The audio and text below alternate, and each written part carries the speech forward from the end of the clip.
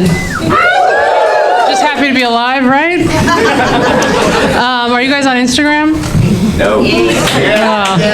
I'm not looking for any new followers, but I really love to research people that I haven't met yet on Instagram. And then when I finally do get to meet them and they tell me something like that, about them, like they've got a kid, I always like act surprised, and then in the back of my mind I'm just thinking like, damn, that kid's ugly.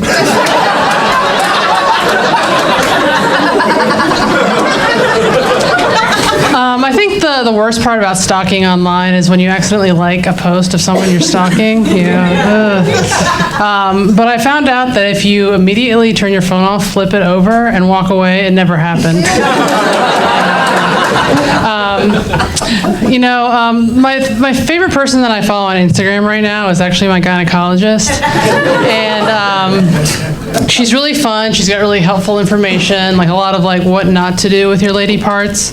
And as I've learned, there's really like a short and finite list of things you can put in your vagina. Yeah, I'm going there. Some of the things on like the no-no list are like sugary, like foods, like perfume soaps, Republicans.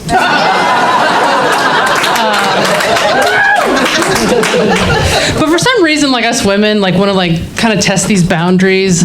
Like maybe we think it's sexy or something. Like, I don't know, baby, I've got these strawberries and this banana. Like, let's turn my crotch into a fruit smoothie tonight. What do you want to do? Come on.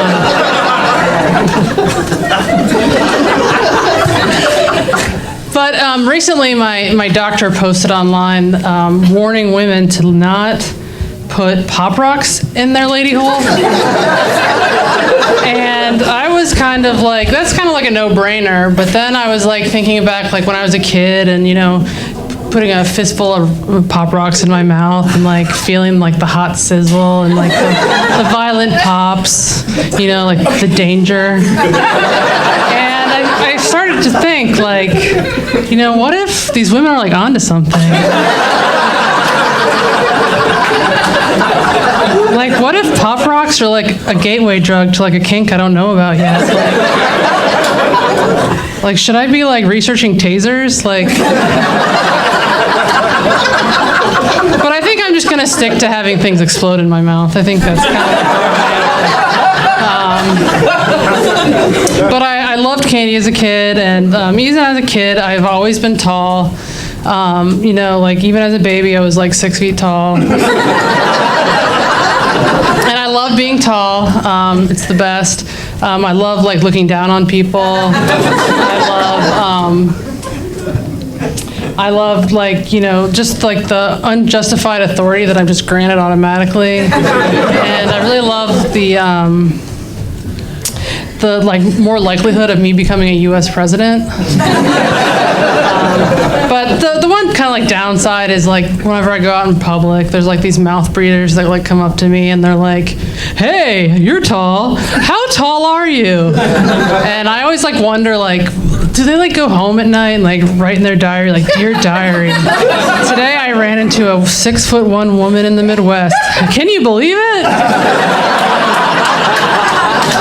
And the other one I always get is, "Do you play basketball?" And I'm like, "Yeah," to a middle-aged woman. "Yeah, I play basketball."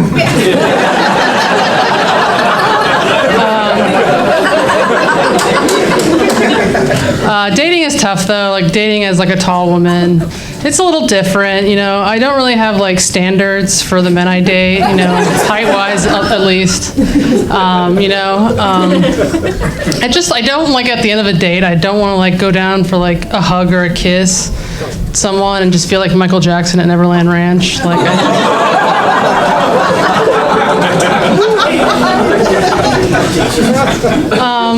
But truth be told, I've never actually dated anyone taller than me. And another truth about me is I've never actually had a man go down on me. They only go up on me.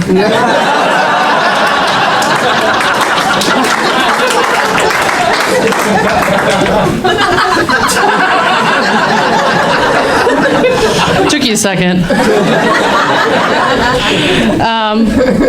But there are some like women out there that like won't date men that are like shorter than 6 feet tall.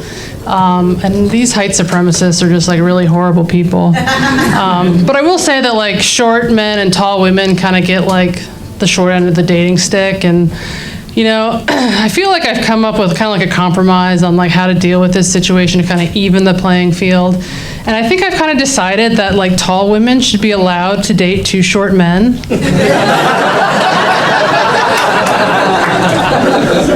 I mean, I think this is really going to work out for me, you know, like, because I'm a narcissist. But like, you know, I think it's just going to be like awesome just to have like a team of like stocky men. You know, just like imagine all the benefits. Like, we're going to have so much leg room in our airplane row.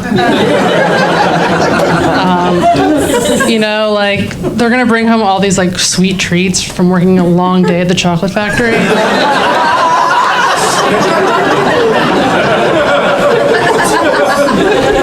But I think what I'm most excited about is I'm going to take my miniatures and I'm going to stack them on top of each other.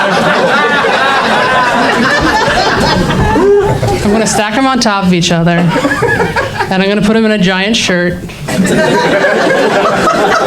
And I'm going to lean in and I'm going to ask them a question they've never been asked before in their entire lives.